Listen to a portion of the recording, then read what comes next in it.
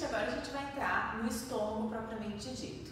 Eu resolvi colocar uma continuação do estômago, porque a gente vai perceber que ele é dividido em 3 regiões.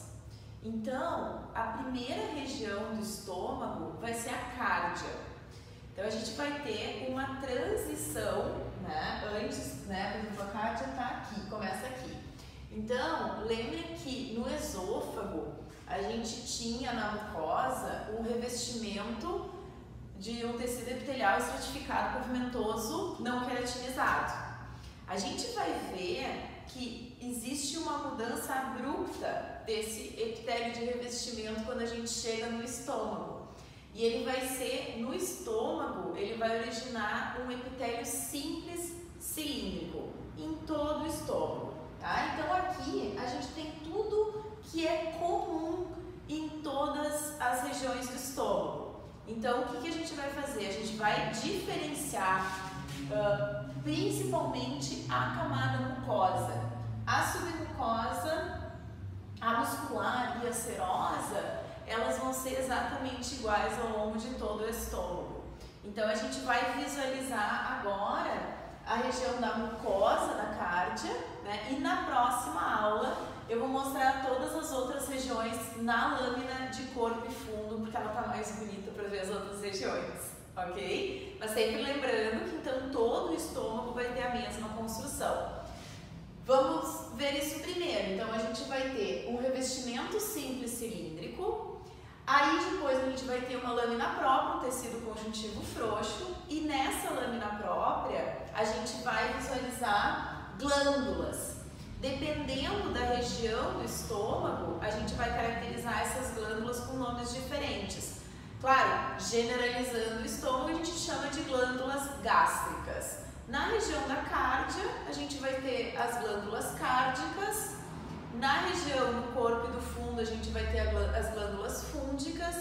E na região do piloro, a gente vai ter as glândulas pilóricas. Então, a nomenclatura é fácil, a gente só tem que aprender a diferenciar elas, ok? Depois, a gente já vai ter uma muscular na mucosa mais estabilizada, mais contínua, né? Lembram que lá no esôfago a gente tinha feixes de músculo liso. Aqui a gente já tem essa subcamada mesmo na camada mucosa de músculo liso, né? Então a gente chama de muscular da mucosa justamente porque esse músculo ele vai auxiliar na movimentação dessa camada mucosa e esse músculo vai ser estimulado pelos plexos submucosos ou de Meissner que vão estar localizados na camada submucosa. Esses plexos são bastante difíceis da gente ver com uma coloração de HE. Então, depois, quando a gente for ver intestino grosso, uma outra coloração de Goldner, aí vai ficar melhor para a gente diferenciar esses plexos submucosos. Mas sempre lembrando, né, que todo o tubo digestório ele vai ter presente na sua camada submucosa os plexos submucosos ou de Meissner, ok?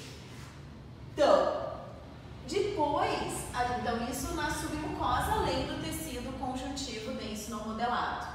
Aqui, diferente do esôfago, vocês viram que as glândulas, elas se localizam na camada mucosa, enquanto que lá no esôfago, as glândulas se localizavam na camada submucosa. Isso é bastante importante para a gente começar a relacionar e diferenciar também os órgãos, ok? Então, né, descendo mais nesse órgão, a gente vai ter a camada muscular. Essa camada muscular, ela vai ser totalmente de tecido muscular liso.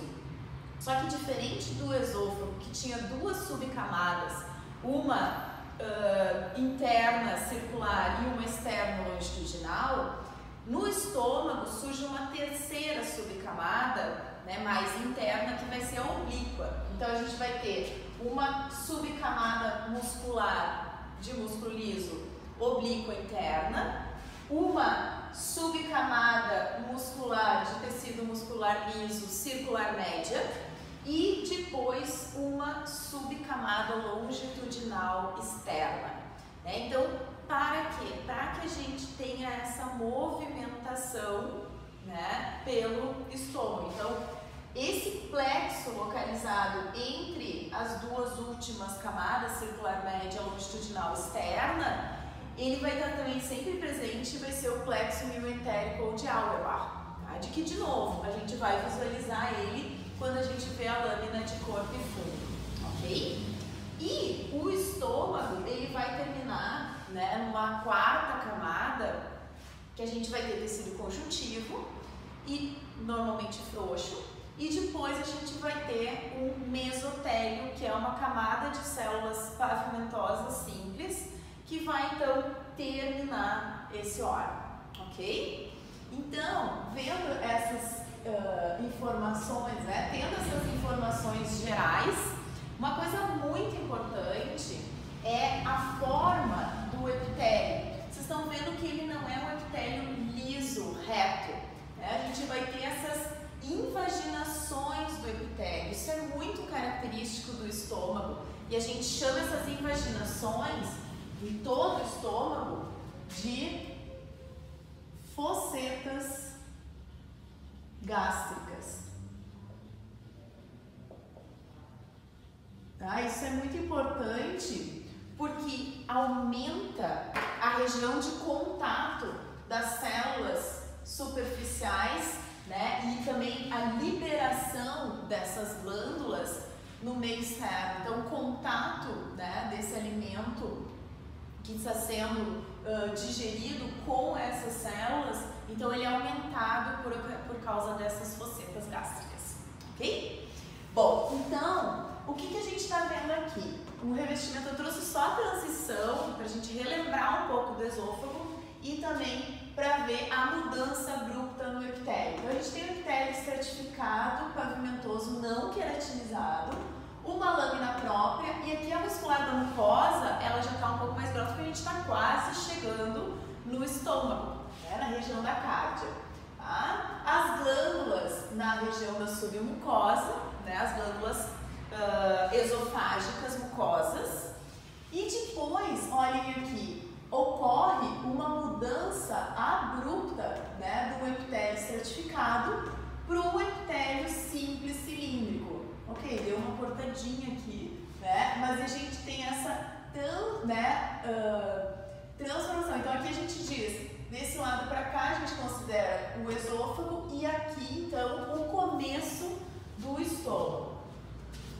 Então essa primeira região do estômago vai ser assim, tá? Então a camada mucosa, ela vai ter fossetas gástricas revestida por um epitélio simples cilíndrico. Aqui a gente vê bastante muco, né, localizado nessas fossetas, e esse muco é liberado por essas glândulas que se abrem nas fossetas, que nessa região da cárdia a gente chama de glândulas cárdicas, tá? Tanto na cárdia quanto no piloro, que a gente vai falar depois, essas glândulas elas produzem principalmente muco, tá? Depois, claro, no corpo e no fundo a gente vai ter produção de outras substâncias, ok? Então, nessa lâmina da cárdia aqui, como as outras camadas não estão muito boas, a gente vai caracterizar somente esse epitélio,